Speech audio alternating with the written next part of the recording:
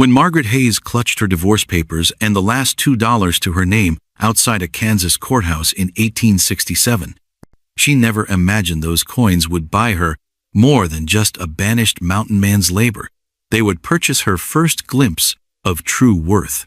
But when Daniel Crowe spoke her name with a reverence no one had ever shown her before, causing her to fall to her knees in overwhelming recognition, would she finally understand that some prices reveal value far beyond what money can measure?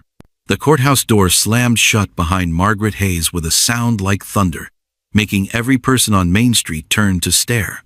Her hands shook as she held the papers that changed everything. Words written in black ink that said her 12-year marriage was over forever. Barren and unfit, she whispered, reading the terrible words her husband James had written about her.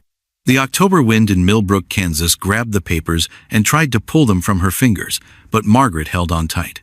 These papers were proof of the worst day of her life, but they were also proof she was finally free. Mrs. Henderson from the general store walked by with her nose high in the air.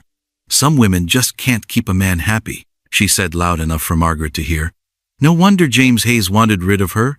Margaret's face burned red like fire. Everyone in town was talking about her now. The woman who couldn't have babies.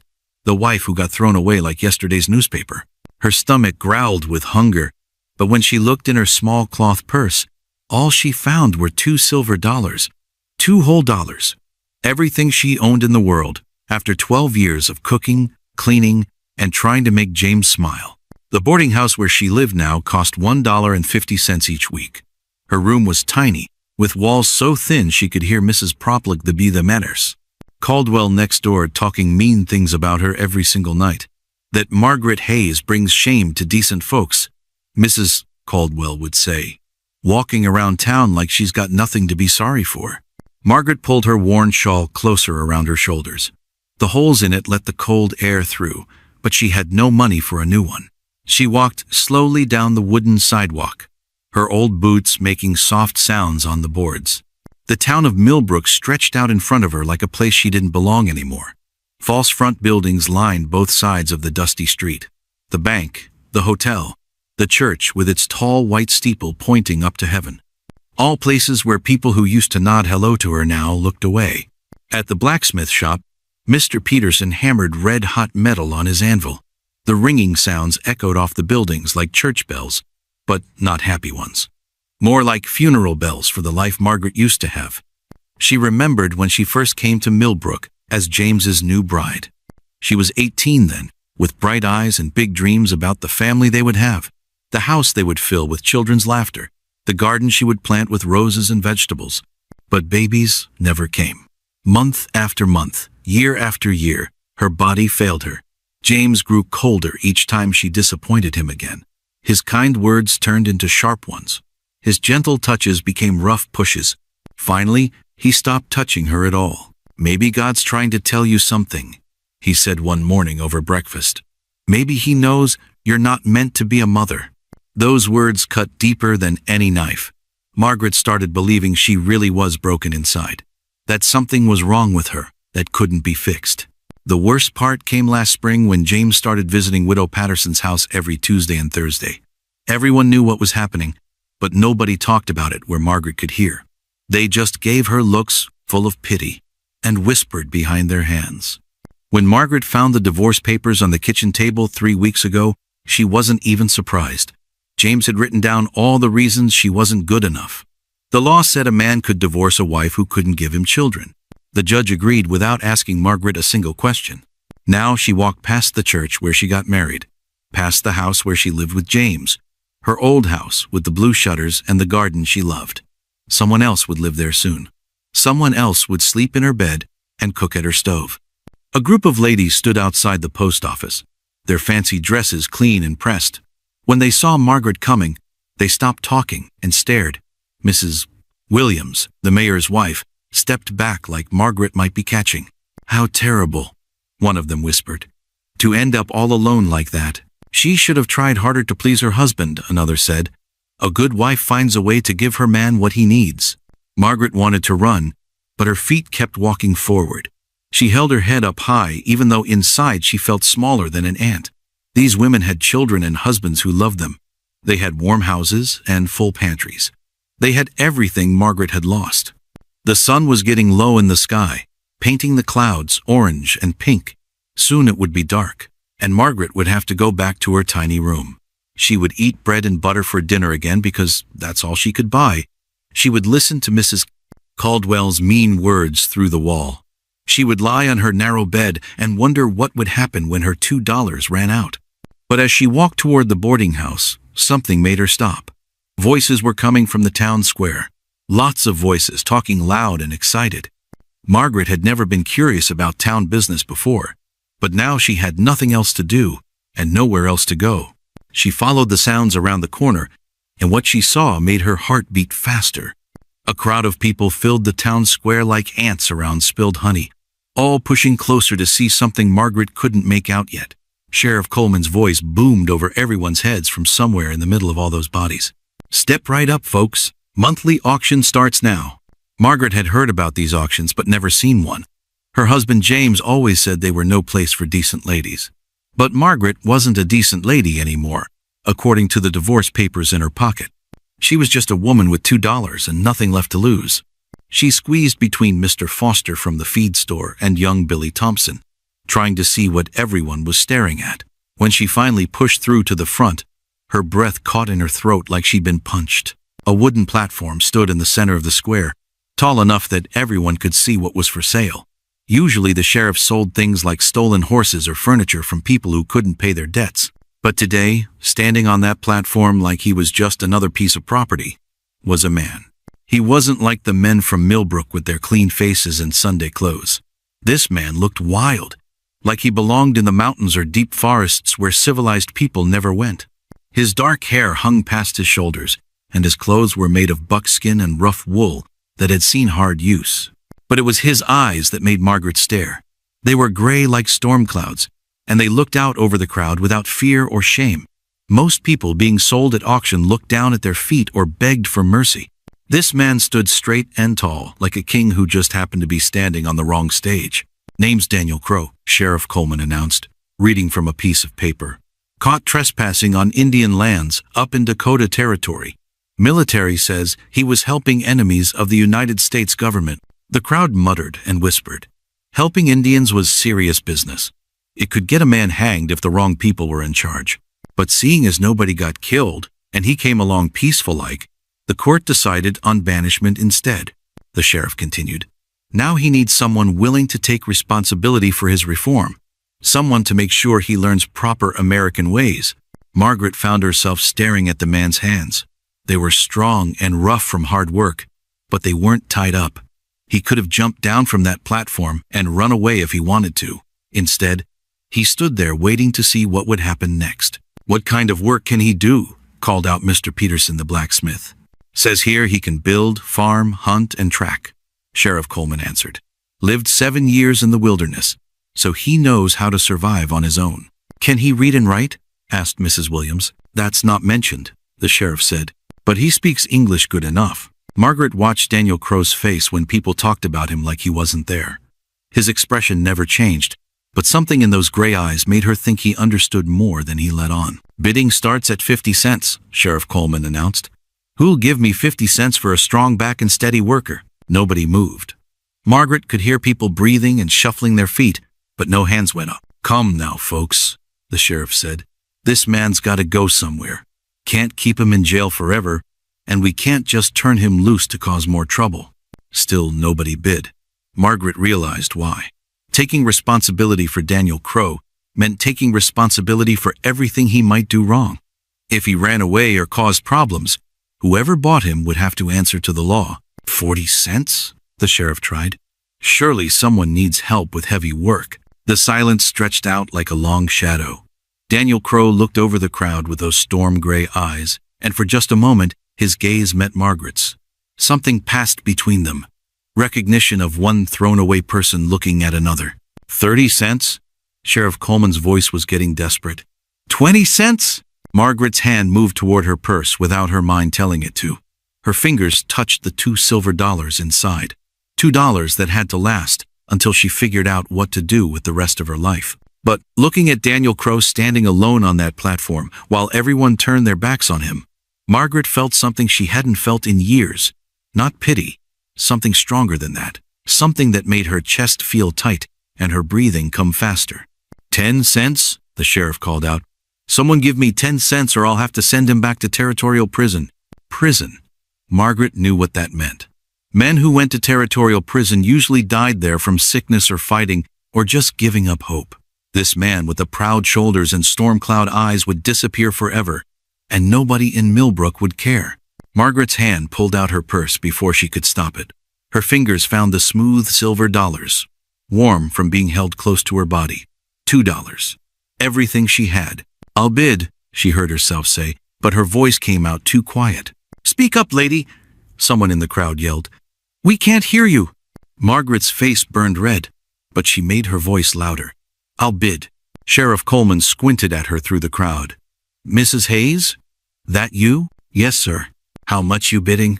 Margaret's throat felt dry as sand, but she forced the words out. $2. The crowd gasped like one person. $2 was more money than most people in Millbrook saw in a month. It was enough to buy a good horse or a winter's worth of food. $2? Sheriff Coleman repeated. You sure about that, ma'am? That's a lot of money for a woman in your situation. Margaret knew what he meant. A divorced woman with no family and no job had no business spending $2 on anything, especially not on a dangerous mountain man who might slit her throat in her sleep. But she looked up at Daniel Crowe again, and this time he was staring right back at her. His gray eyes weren't cold anymore. They looked surprised, like nobody had ever done anything kind for him before. I'm sure, Margaret said louder this time. Going once for $2, the sheriff called out. Going twice for $2?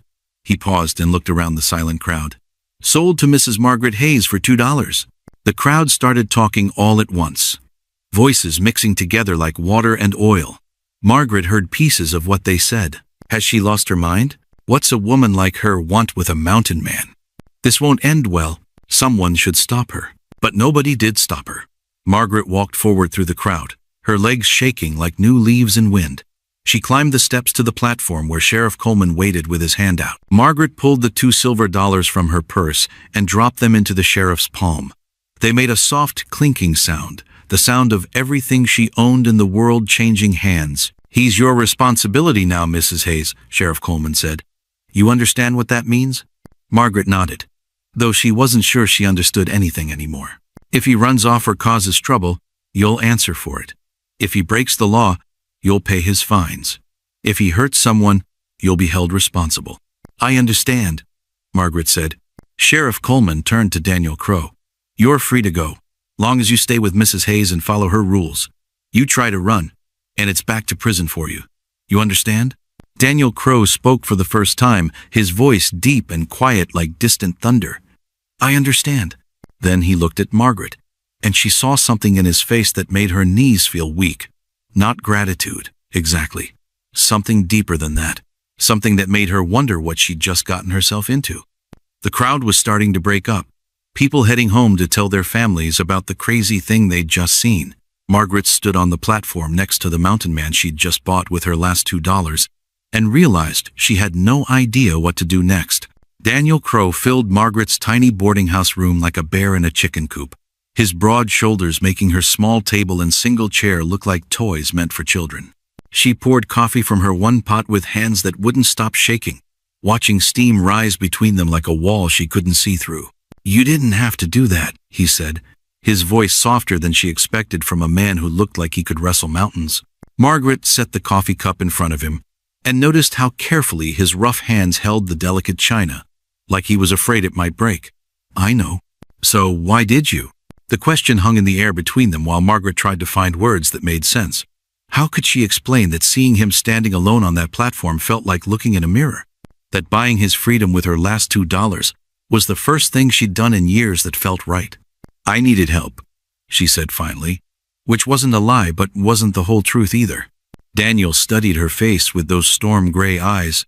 Help with what? You don't look like someone who owns land that needs working.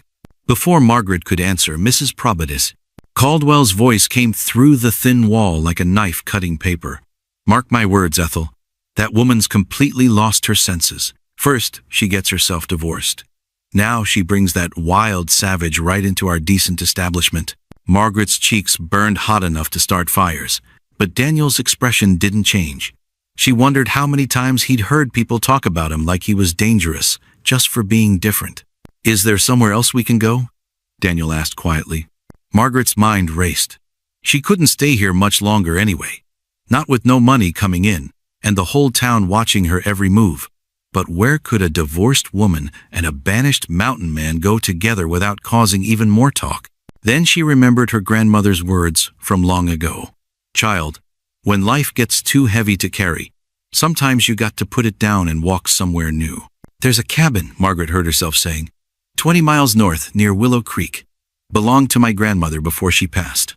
Daniel leaned forward. "Is it livable?" "It was last time I saw it, but that was 3 years ago." Margaret wrapped her hands around her own coffee cup, feeling the warmth seep through her fingers. "It needs work before winter comes." "What kind of work?" "Roof repairs, probably. New chinking between the logs. The well might need cleaning." Margaret paused. "I don't know if I can afford to pay you proper wages." Something that might have been a smile flickered across Daniel's face. "Lady, you just spent your last $2 to keep me out of prison. I think we're past worrying about proper wages." A loud knock on the door made them both jump. Margaret opened it to find Mr. Garrison, the boarding house owner, standing in the hallway with his arms crossed and his face red as a sunset. "Mrs. Hayes, I'm afraid there's been a complaint," he said, not looking at Daniel, but clearly talking about him. "Some of our guests feel uncomfortable with certain elements being brought into the establishment." "Certain elements?" Margaret's voice came out sharper than she intended. "You know what I mean. This isn't the kind of place for his type." Daniel stood up behind Margaret, and she felt rather than saw Mr. Garrison take a step backward. But when Daniel spoke, his voice was calm and polite. "We'll be leaving first thing tomorrow morning, sir. No trouble intended." Mr. Garrison nodded quickly and hurried away without another word. Margaret closed the door and leaned against it, feeling like the walls were closing in around her. "I'm sorry," she said. "This town, they're not usually." "Yes, they are," Daniel said without anger. "Most towns are. That's why I stayed in the mountains so long." "Why did you leave?" Daniel sat back down and stared into his coffee cup like he was reading his future in the dark liquid. Someone needed help getting home before the snow came. A Lakota family. Grandmother, mother, 3 children. The father died in a hunting accident, and they were too far from their winter camp to make it alone. "So you helped them?" "I helped them. Military patrol caught us crossing what the government calls federal land. The family made it home safe, but I got arrested for aiding enemies of the state." Margaret felt something twist in her chest. They were just trying to get home. "That's what I told the judge. He wasn't interested in hearing about hungry children or winter storms, just about laws and boundaries and keeping people in their proper places." The bitterness in Daniel's voice made Margaret think about her own situation.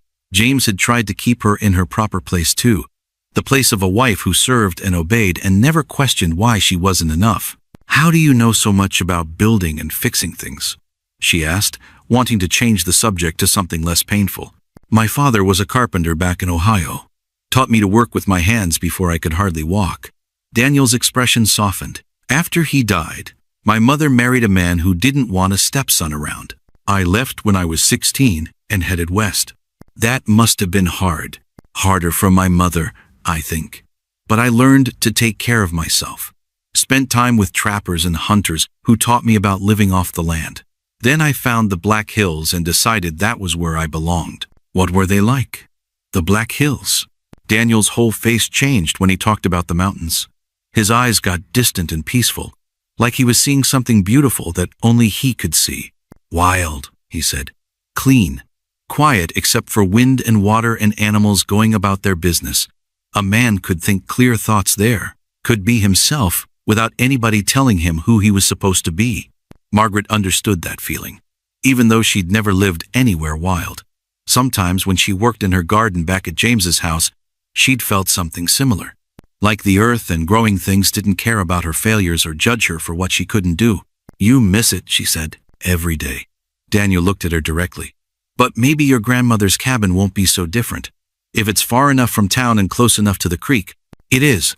Grandmother chose that spot because she said it felt like peace. She sounds like a wise woman. She was. She's the one who taught me to read and write.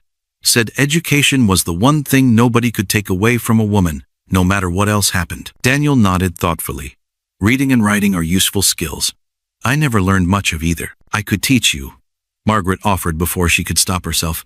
If you wanted to learn. Daniel looked surprised. You'd do that? Why not? If we're going to be living in the same place anyway. Something passed between them then. Not romance or attraction, but the beginning of understanding. Two people who'd been thrown away by their worlds, finding something in each other that might be worth keeping. Outside the window, the sun was setting behind Millbrook's buildings, painting the sky orange and purple. Tomorrow they would leave this place where neither of them belonged, and try to build something new in the wilderness. Margaret felt scared and hopeful at the same time. She'd never lived anywhere without neighbors close by, never had to depend on just herself and one other person to survive. But sitting across from Daniel Crow in her tiny room, she thought maybe that was exactly what she needed. We should get some sleep, she said. It's a long ride to the cabin. Daniel nodded and stood up. I'll sleep outside. Don't want to cause you more trouble than I already have. You haven't caused me any trouble, Margaret said. The trouble was already here. You just gave me a reason to leave it behind. As Daniel headed for the door, Margaret realized she'd made the first real choice of her adult life. Not a choice someone else forced on her or expected her to make, but something she decided for herself. Tomorrow would bring new challenges and new fears. But tonight, for the first time in years, Margaret Hayes fell asleep, feeling like she was finally heading somewhere that might feel like home. The wagon wheels creaked and bumped over every rock and hole in the rough trail leading north from Millbrook, making Margaret's bones ache with each jolt. Daniel walked beside the borrowed wagon, leading the old mare Mr. Peterson had rented them for the journey, his long legs easily matching the horse's steady pace. How much farther? Margaret called down from the driver's seat, trying to keep her voice steady as another bump nearly threw her sideways. See that line of cottonwoods up ahead? Daniel pointed to a ribbon of golden trees stretching across the horizon. That's Willow Creek. Your grandmother's cabin should be somewhere along there. Margaret squinted against the afternoon sun, her heart beating faster with each step that brought them closer to their destination. What if the cabin had fallen down? What if animals had moved in? What if she'd remembered wrong and it wasn't livable at all? The October air was getting colder as the day wore on, and Margaret pulled her thin shawl tighter around her shoulders. Daniel noticed and stopped walking. You're cold, he said. It wasn't a question. I'm fine. No, you're not. Daniel reached into the back of the wagon and pulled out a thick wool blanket. Here, we still have an hour of travel left. Margaret wanted to refuse. She'd been taking care of herself just fine, thank you very much. But the blanket was warm and soft, and she was tired of being cold all the time. Thank you, she said, wrapping it around herself. Don't thank me yet. Wait until you see what kind of shape this cabin is in. As they got closer to the creek, Margaret started recognizing landmarks from her childhood visits. The old lightning-struck oak with its hollow trunk, the boulder shaped like a sleeping giant, the bend in the creek where she used to catch minnows with her bare hands. There, she said, pointing through the trees. I can see the roof. Daniel looked where she pointed and nodded. Looks like it's still standing. That's something. They guided the wagon through the last stretch of woods and came out into a small clearing beside Willow Creek. Margaret's grandmother's cabin sat in the middle of the open space like it had been waiting for them to come home. It was smaller than Margaret remembered, but solid-looking, built from thick logs with a stone chimney at one end and a covered porch across the front. The roof sagged in a couple of places, and some of the chinking between the logs had fallen out, but the basic structure looked sound. It's beautiful, Daniel said, and Margaret heard genuine appreciation in his voice. She climbed down from the wagon and walked toward the front door, her feet remembering the path even after all these years. The key was still hidden under the loose stone by the steps, just where grandmother always kept it. The door opened with a creak that seemed to echo through the empty rooms. Dust motes danced in the sunlight streaming through dirty windows, and everything smelled like old wood and forgotten time. But the furniture was still there. Grandmother's rocking chair by the fireplace, the kitchen table she'd made herself, the narrow bed in the back room. Cobwebs hung in the corners like lace curtains. and mouse droppings scattered across the floor told stories of tiny visitors, but nothing looked damaged beyond repair. "The roof needs work," Daniel said from behind her, looking up at water stains on the ceiling. "And we'll need to fill those gaps in the walls before the cold weather really sets in." "Can you do it?" Margaret asked. "The repairs, I mean." Daniel ran his hand along one of the log walls, testing how solid it was. "I can do most of it. Might need to go back to town for supplies. Nails, some new boards, materials for chinking." Margaret's stomach dropped. "I don't have money for supplies." "I've got some," Daniel said. "Not much, but enough for basics. I wasn't allowed to keep much when they arrested me, but I had a few dollars hidden away." "I can't let you spend your money on my grandmother's cabin." Daniel turned to look at her directly. "Our cabin now, isn't it? If we're both going to live here?" The word "our" made something flutter in Margaret's chest. She'd never owned anything with another person as an equal partner. Everything in her marriage had belonged to James. The house, the furniture, even the clothes she wore. "I suppose it is," she said. They spent the rest of the afternoon unloading the wagon and exploring their new home. The well behind the cabin still had clear, sweet water. The root cellar was dry and empty, but ready to store winter vegetables. The small barn could shelter the horse and provide workspace for repairs. As the sun started setting, Daniel built a fire in the stone fireplace while Margaret swept out the worst of the dust and cobwebs. The familiar tasks felt good after the uncertainty of the past few weeks. "I found something," Daniel called from the kitchen area. Margaret came over to see what he'd discovered. In a wooden box on the top shelf, wrapped in faded cloth, were her grandmother's dishes, plates, and cups painted with tiny blue flowers. "She saved the good china," Margaret whispered, running her fingers over the delicate patterns. "I remember eating off these plates when I was little. Grandmother said they came all the way from Pennsylvania with her mother. Must be important to her family then." "They are." Margaret carefully lifted one of the cups, remembering tea parties with grandmother on rainy afternoons. She used to say that beauty wasn't a luxury. It was necessary for the soul. "Smart woman. She would have liked you," Margaret said, then felt her face get hot. Why had she said that? It sounded too personal, too familiar. But Daniel just smiled. "What makes you think so?" She always said a person's worth wasn't measured by what other people thought of them, but by how they treated others when nobody was watching. "And you think I treat people well when nobody's watching?" Margaret thought about how gently he'd held her coffee cup that morning, how he'd walked beside the wagon instead of riding to make sure she was comfortable, how he'd offered his own money for repairs without expecting anything in return. "I think you do," she said.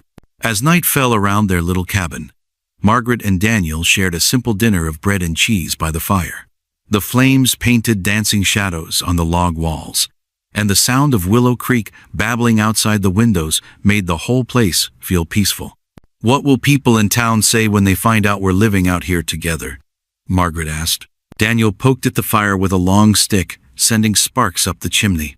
"Probably nothing good. Doesn't that worry you?" "Not really. I stopped caring what most people thought a long time ago." He looked at her across the fire. "Does it worry you?" Margaret considered the question. A few weeks ago, the answer would have been yes. She'd spent her whole life trying to be what other people expected. The perfect daughter, the obedient wife, the proper lady who never caused trouble.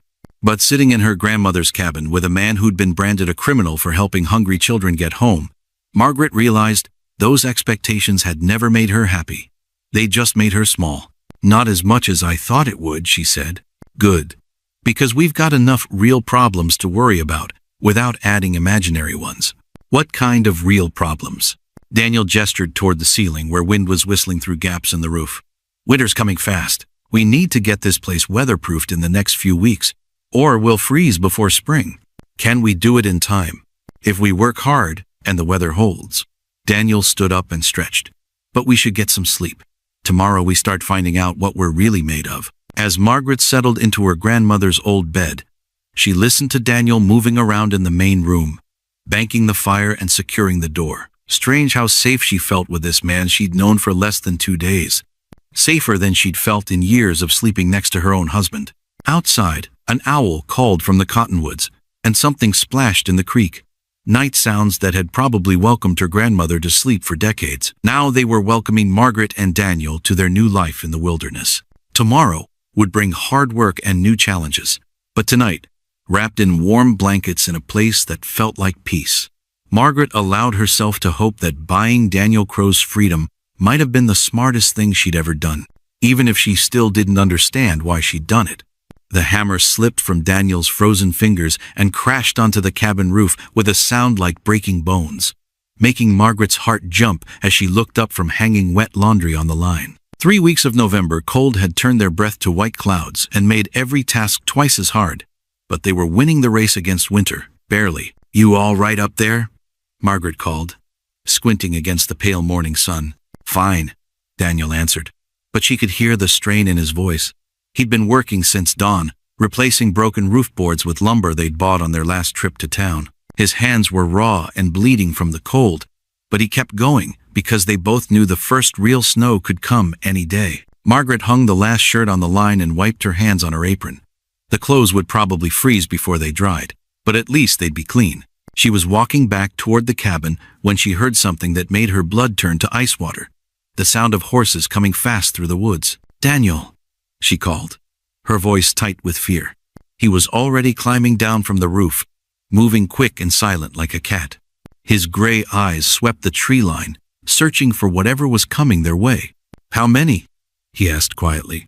"At least 3 horses. Maybe more." Daniel dropped to the ground and moved to stand beside Margaret. She noticed he positioned himself between her and the sound of approaching riders, and something about that protective gesture made her feel both grateful and afraid. The first horse burst through the trees like a dark storm cloud, and Margaret's worst fears came true. James Hayes sat tall in his saddle, dressed in his finest coat and wearing the cold smile she remembered from their worst fights. Behind him rode 2 men she didn't recognize, hard-looking strangers with guns on their hips and mean eyes that missed nothing. "Margaret!" James called out as he guided his horse into their small clearing. "There you are, hiding away like some kind of hermit." Margaret stepped forward, fighting to keep her voice steady. "What do you want, James?" "I've come to take you home, of course." James swung down from his saddle and walked toward them with the confident stride of a man used to getting his way. "This foolishness has gone on long enough." "I am home," Margaret said, surprised by how sure she sounded. James's smile got colder. "You're living in sin with a savage, Margaret. The whole county is talking about it. It reflects badly on my reputation." One of the hired men, a thin fellow with nervous hands, spoke up. "Mr. Hayes is being generous, ma'am. He's willing to take you back, long as you come quietly and send the redskin away." Margaret felt Daniel tense beside her, but his voice stayed calm when he answered. "The lady's made her choice." "The lady is still my wife in the eyes of God," James snapped. "Not according to the law," Margaret said, pulling the divorce papers from her apron pocket. "You made sure of that." James's face darkened. "Legal papers don't change what's right and wrong. A decent woman doesn't run off to live alone with a man like him." "What kind of man is that?" Daniel asked, his voice getting quieter and more dangerous. The second hired gun, a big man with scars on his knuckles, stepped closer. "The kind that helps enemies of the United States. The kind that can't be trusted around white women." Margaret saw Daniel's hands slowly curl into fists, and she knew they were seconds away from violence. 3 armed men against 1. Odds that would end with Daniel dead, and her dragged back to a life she'd rather die than live. "Stop," she said loudly, stepping between the men. "Just stop." James looked at her with the same disappointed expression he'd worn through their entire marriage. "Margaret, you're being hysterical. These mountain men fill women's heads with romantic nonsense. He's probably told you all sorts of lies about caring for you." "He's never lied to me," Margaret said. "Of course he has. Men like him don't care about anything except their own survival. He's using you for shelter and food, and when spring comes, he'll disappear and leave you with nothing." Margaret felt something crack open inside her chest, not from James's words, but from the realization that she didn't believe them. Not for a second. In 3 weeks of working together, sharing meals, and talking by the fire each evening, Daniel had never once made her feel used or foolish or worthless. "You're wrong," she said. "I'm trying to save you from making the biggest mistake of your life," James insisted. "Come home now, and we can tell people you were temporarily confused, overcome by female hysteria. No one will blame you for that." Margaret looked at the cabin behind them. Their cabin, with its patched roof and warm fireplace and kitchen table, where she and Daniel ate breakfast together each morning.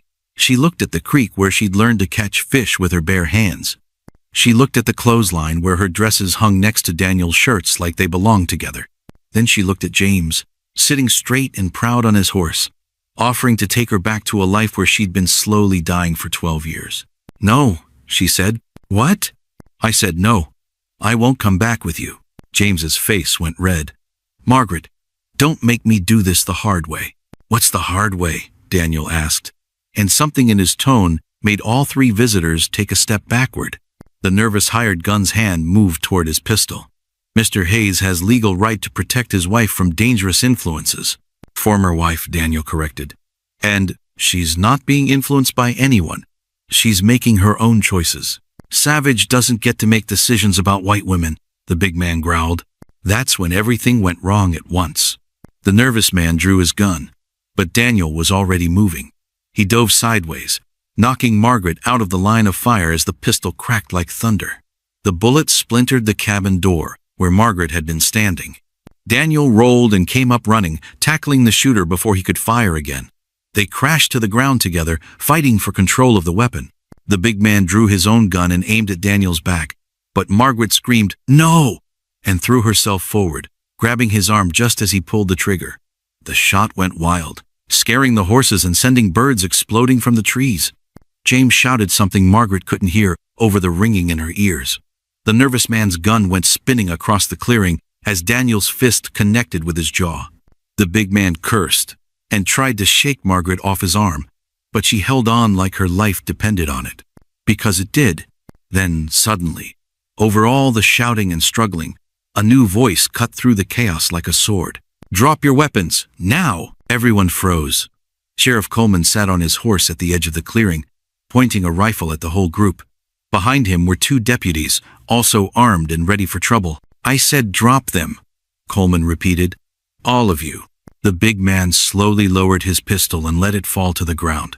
Daniel released the nervous gunman and stepped back, his hands raised to show he wasn't holding any weapons. "That's better," the sheriff said, riding closer. "Now, would someone like to explain why there's shooting going on in my territory?" James straightened his coat and put on his most reasonable voice. "Sheriff, I'm simply trying to retrieve my wife from this dangerous situation." "Former wife," Coleman corrected, making Margaret's heart leap with hope. "And last I checked, Mrs. Hayes was free to live wherever she chooses." "She's living with a criminal?" James protested. "A man who worked off his debt to society under her supervision," the sheriff replied. "His obligation to the court is finished." Margaret found her voice. "How did you know to come here?" Sheriff Coleman smiled. "Mrs. Patterson from town mentioned seeing smoke from this direction when she was visiting relatives up north. Thought I'd ride out and check on you folks. Make sure you were settling in all right." Margaret felt tears in her eyes. Mrs. Patterson, the minister's wife, had been checking on them, making sure they were safe. "Well, I can see you're managing just fine," the sheriff continued, "though I'd suggest your visitors head back to town before someone gets seriously hurt." James's face was redder than a sunset. "This isn't over, Margaret." "Yes, it is," she said quietly. "It's been over for a long time. I just finally figured that out." As James and his hired men climbed back on their horses and rode away, Margaret felt something she'd never experienced before. The knowledge that she'd stood up to the person who'd hurt her most and won. But the victory felt fragile, like a soap bubble that might burst at any moment. Because deep down, she knew James was right about one thing. This wasn't over. Daniel's hands shook as he cleaned the cut on Margaret's arm where she'd scraped it during the fight, but not from the cold this time. From anger that burned hotter than any fire. She sat on the wooden chair in their kitchen while he worked, trying not to wince when he dabbed the wound with clean water. "You shouldn't have done that," he said, his voice rough with emotion he was trying to hide. "That man could have shot you." "He was going to shoot you," Margaret replied. "I couldn't just stand there and watch." Daniel paused in his gentle cleaning and looked at her face. "Why?" The question hung between them like a bridge waiting to be crossed. Margaret felt her heart beating so hard she was sure he could hear it. How could she explain that watching someone try to hurt Daniel felt like watching them try to hurt part of herself? "Because," she started, then stopped. "Because why?" Because in 3 weeks he'd shown her more kindness than James had in 12 years? Because when he looked at her, she saw worth in his eyes instead of disappointment? Because somewhere between fixing the roof and sharing quiet dinners, she'd started to care about him in a way that scared her? Because you didn't deserve it, she said finally. Nobody deserves to be shot for helping someone. Daniel finished bandaging her arm and sat back. James was right about one thing. People will talk about us living here together. Let them talk. It won't just be talk, Margaret. Today proved that. Some folks won't be satisfied until they've driven us apart or driven us away entirely. Margaret stood up and walked to the window, looking out at the clearing where they'd nearly died 20 minutes ago. The ground was churned up from the fight, and one of the fence posts Daniel had been repairing lay broken in the dirt. Are you saying we should leave? She asked.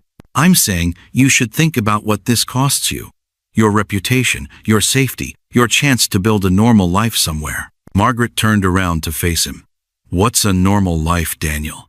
Going back to James and pretending to be happy while he treats me like a piece of furniture he's tired of looking at? Finding another husband who'll marry a divorced woman just for the work she can do? Living alone and letting people whisper about me until I turn into a bitter old woman who hates everyone? There might be other choices. Name one. Daniel was quiet for a long moment. You could go east. Start over somewhere nobody knows your story. Find work as a teacher or a seamstress. Build something entirely new. Without you, Margaret said. It wasn't a question. Without me.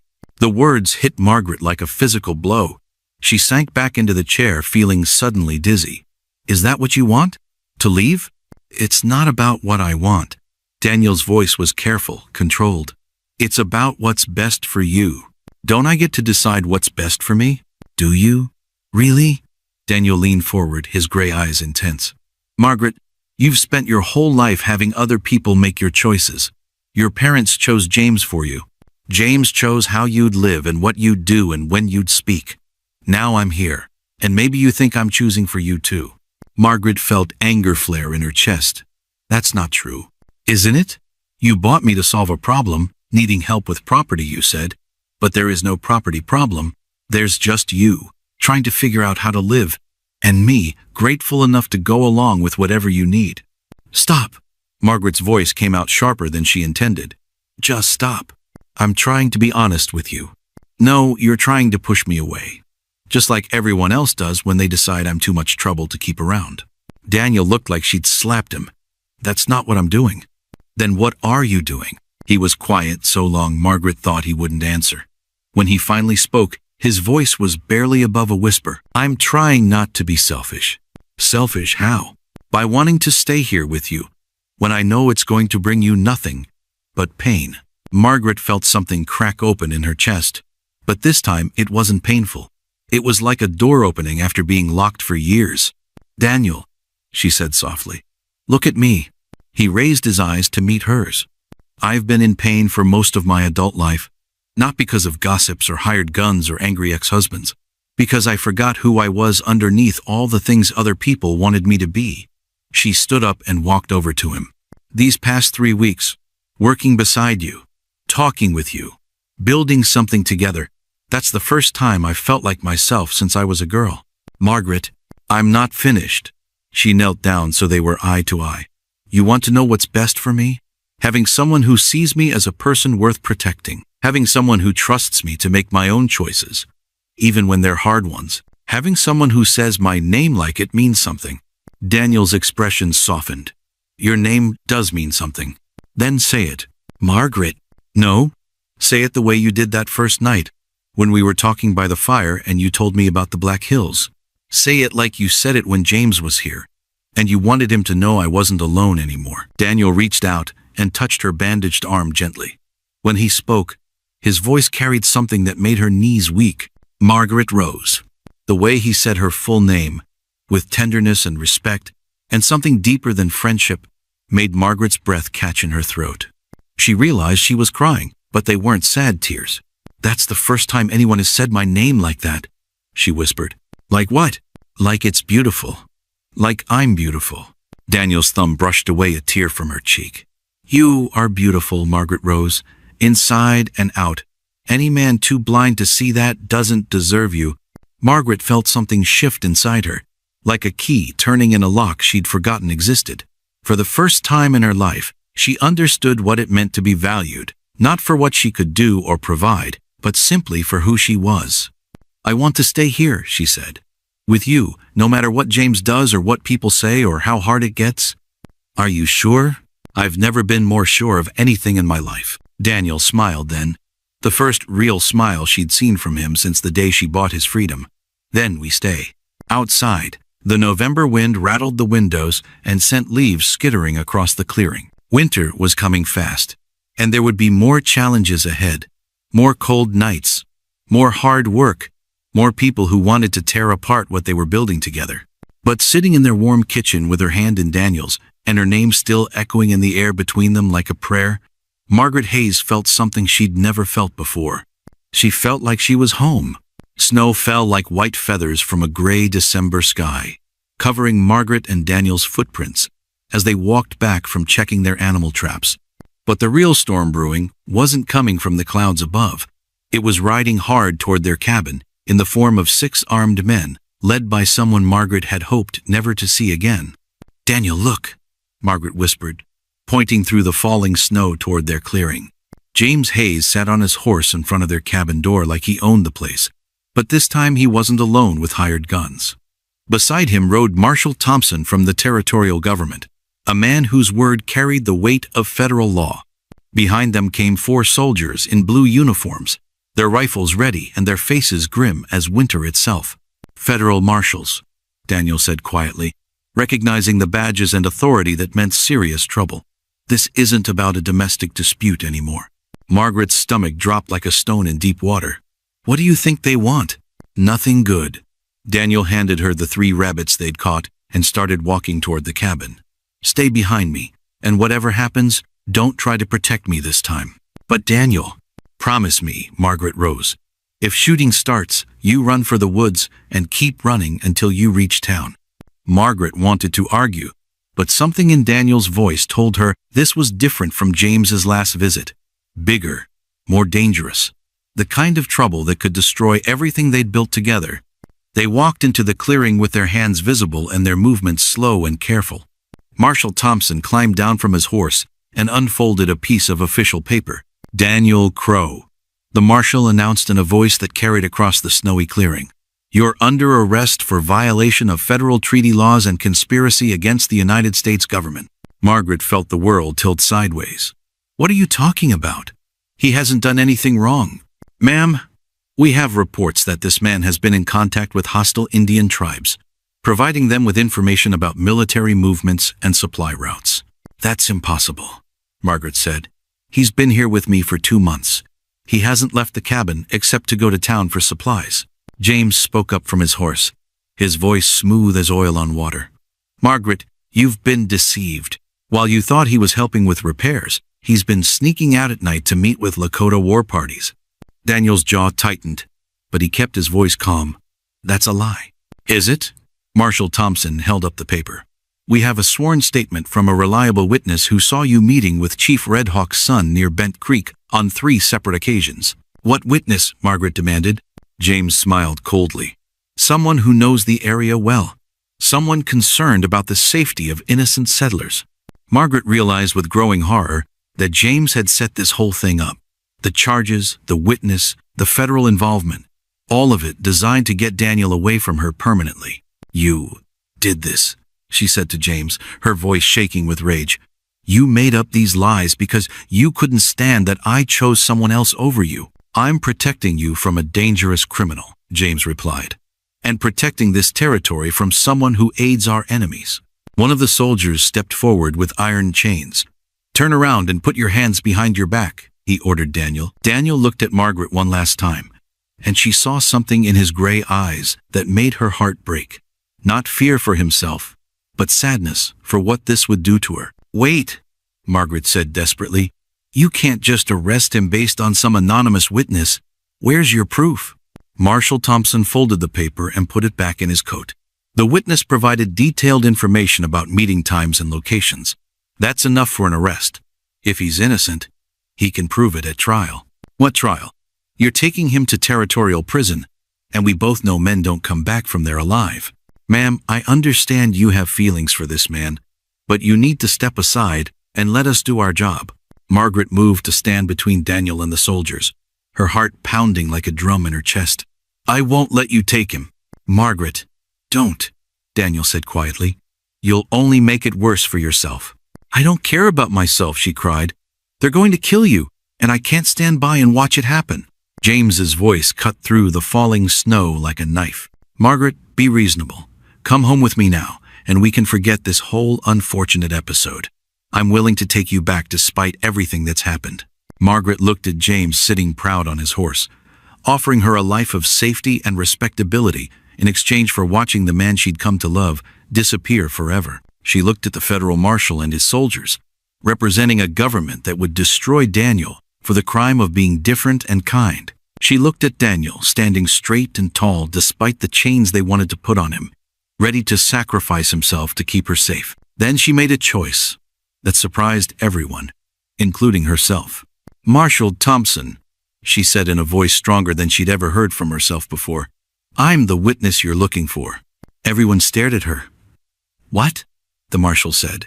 I'm the person who's been with Daniel Crow every night for the past 2 months. I can swear under oath that he hasn't left this property except to accompany me to town. Your witness is lying. James's face went red. Margaret, you don't know what you're saying. I know exactly what I'm saying. I'm saying someone paid a man to lie about Daniel so they could have him arrested on false charges. Marshal Thompson looked uncomfortable. Ma'am, are you saying you're willing to testify under oath about Mr. Crow's whereabouts? I am, and I'm saying that whoever your witness is, he's either mistaken or lying for money. That's a serious accusation. It's a serious situation. The marshal looked at James, then at Daniel, then back at Margaret. Something in her steady gaze seemed to convince him that she was telling the truth. Mr. Hayes, the marshal said slowly, I think we need to have a conversation about your witness. James shifted in his saddle. What kind of conversation?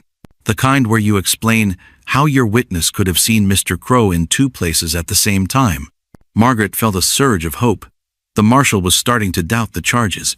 If she could just keep talking, keep making her case. There's something else, she said. Daniel Crow has been helping me prepare this cabin for winter. We have receipts from the hardware store in town showing when he bought supplies. We have neighbors who've seen him working on the roof. Anyone who knows this area can verify that it's impossible to get from here to Bent Creek and back in one night without a horse, and our horse has been sick with a pulled muscle for the past 3 weeks. The marshal turned to one of his soldiers. Corporal, check the horse. The soldier walked to their small barn and came back a few minutes later.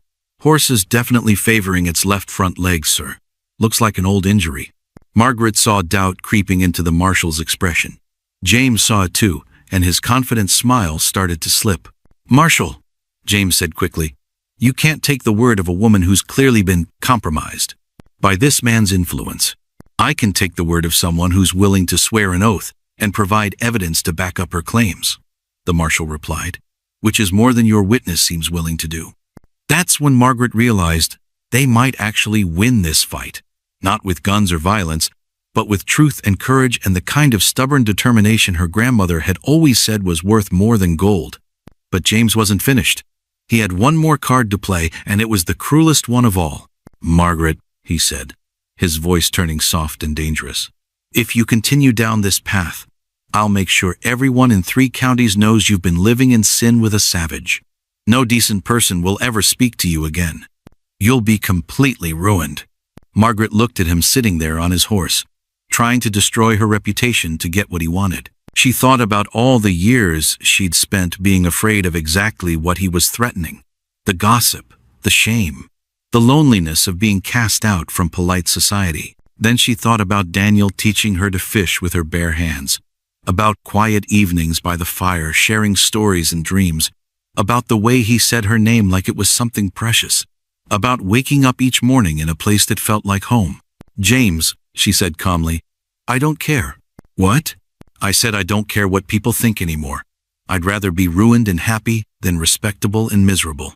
The words rang out across the snowy clearing like a bell, clear and final and true. Margaret felt something inside her settle into place, like a piece of herself she'd been missing for years finally coming home. James stared at her in shock. The marshal looked impressed despite himself. The soldiers shuffled their feet and waited for orders. And Daniel Crowe smiled.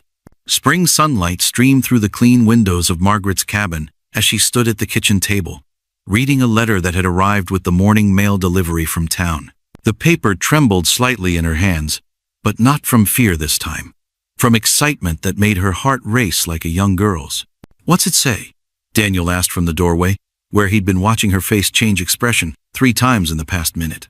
"It's from Mrs. Patterson, the minister's wife." Margaret looked up at him with eyes bright as new pennies. "She says the school board has voted to offer me the position of teacher for the settlement children. $15 a month, plus supplies." Daniel set down the wood he'd been carrying and walked over to her. "That's wonderful news. You'll be a fine teacher." "There's more." Margaret's voice got stronger as she continued reading. "She says several families have asked specifically for me because they heard I helped teach you to read over the winter. They want someone who has patience with students who are starting late."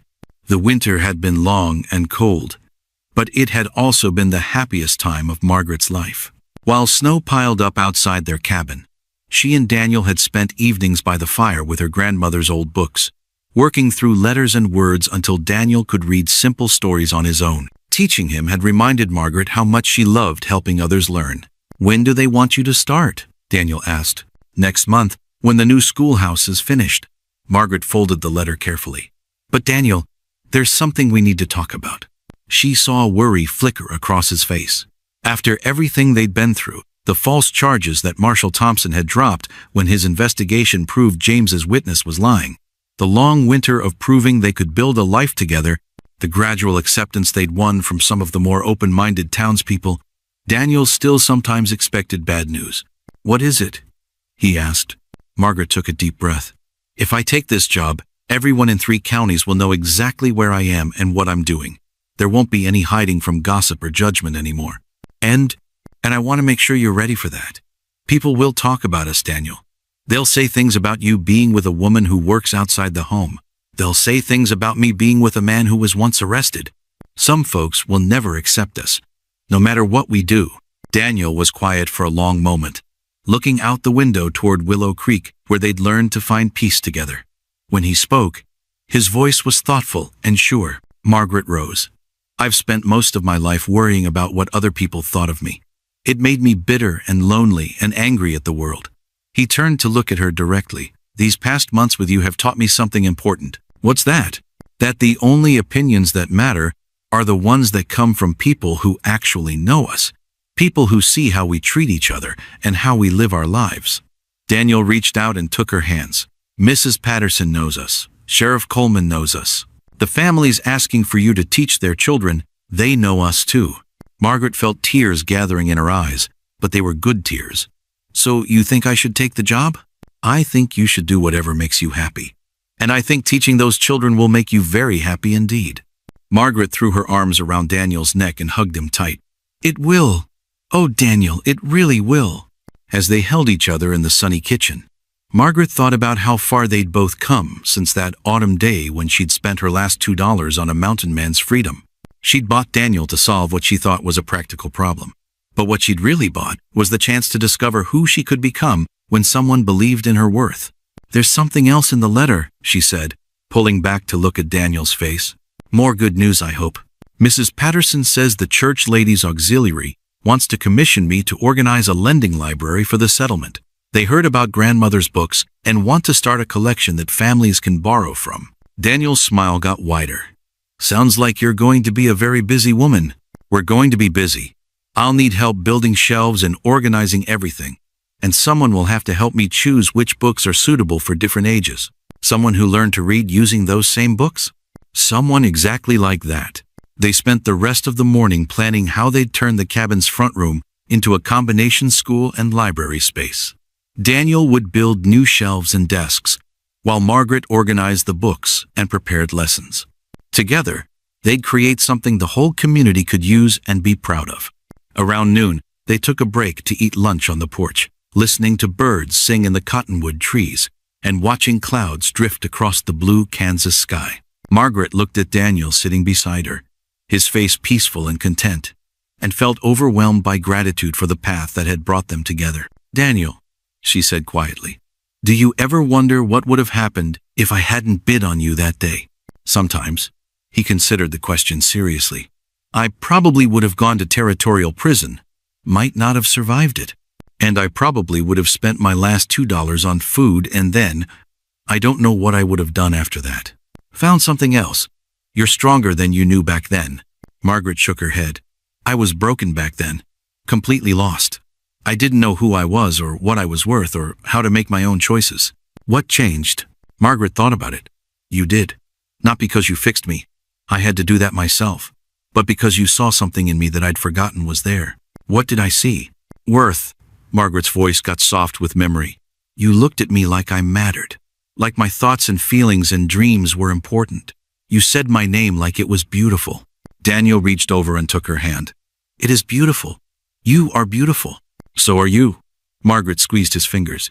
"Beautiful and kind and brave and everything I never thought I deserved to have in my life. We both deserve happiness, Margaret Rose. We just had to be willing to fight for it." As the afternoon sun warmed their faces and painted golden light across their small piece of paradise, Margaret understood that their story wasn't really about a woman buying a man's freedom for $2.